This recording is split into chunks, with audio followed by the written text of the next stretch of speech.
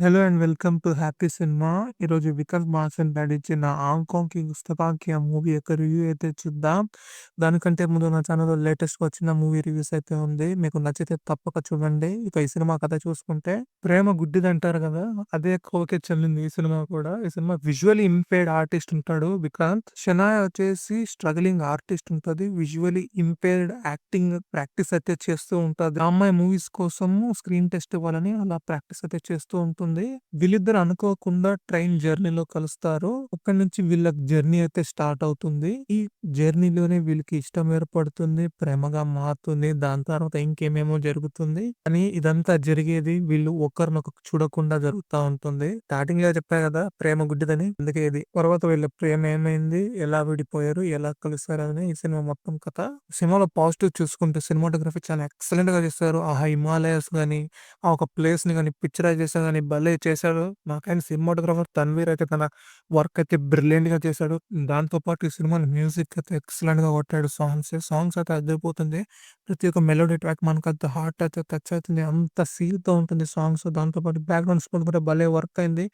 కొన్ని సీన్స్ కి అయితే బ్యాక్గ్రౌండ్ స్కోర్ ప్రాణంగా వర్క్ చేసింది. ఇక ఈ సినిమాలో పర్ఫార్మెన్స్ చూసుకుంటే విక్రాంత్ మాసే గాని, సానియా కపూర్ గాని వాళ్ళ రోల్స్ కి అయితే వాళ్ళు బ్రిలియంట్ గా వర్క్ చేశారు. వాళ్ళ రోల్ ని వాళ్ళు బాగా అర్థం చేసుకొని దానికి ఏం కావాలో దాన్ని పర్ఫార్మ్ అయితే చేశారనుకుంటా. సానియా కపూర్ ఒక డెబ్యూ హీరోయిన్ లాగా నాకైతే కనిపియలేదు.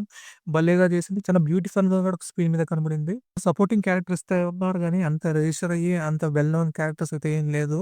ఈ సినిమాలో నెగెటివ్ చూసుకుంటే ఈ సినిమాలో హీరోయిన్ క్యారెక్టర్ చాలా విచిత్రంగా రాశారు. ఎవరో గుర్తు తెలియని అబ్బాయితో జర్నీ చేయడం, ఆయనతో ఒకే హోటల్ రూమ్‌లో 4 రోజులు గడపడం, ఆయనతో ప్లేసెస్‌కి వెళ్ళడం, ఆయన మీద ఇష్టం రావడం, ఆయన మీద ప్రేమ రావడం, ఆయనతో ఇంకేదేదో చేయడం ఇవల్ల ఎలా సాధ్యమవుతుంది? గుర్తు తెలియని అబ్బాయితో ఇన్ని చేయడం ఎలా అయితుంది? డైరెక్టర్ ఏమనుకున్నాడు ఈ సమాజాన్ని? ఎలా తాను ప్రాక్టికల్‌గా చూసాడా లేదా ఈ సమాజాన్ని అయితే నాకు అర్థమే కావడం లేదు. పోనీ ఇదల్లా సాధ్యమైంది అనుకుందాం. ఆ అమ్మాయికి కళ్ళ చుట్టూ ఆ గంతలు కట్టడం ఏమి? ఆ అమ్మాయిని ఒకరినొకరు చూసుకోకుండా ఉండడం ఏమి? నాకైతే రియాలిటీలో ఇది వర్క్ అవుతుందా లేదా అనేది చాలా డౌట్ అయితే ఉంది. ఎందుకంటే ఎంటైర్ ప్రాసెస్‌లో ఒకరినొకరు చూసుకొనే ఉండరు.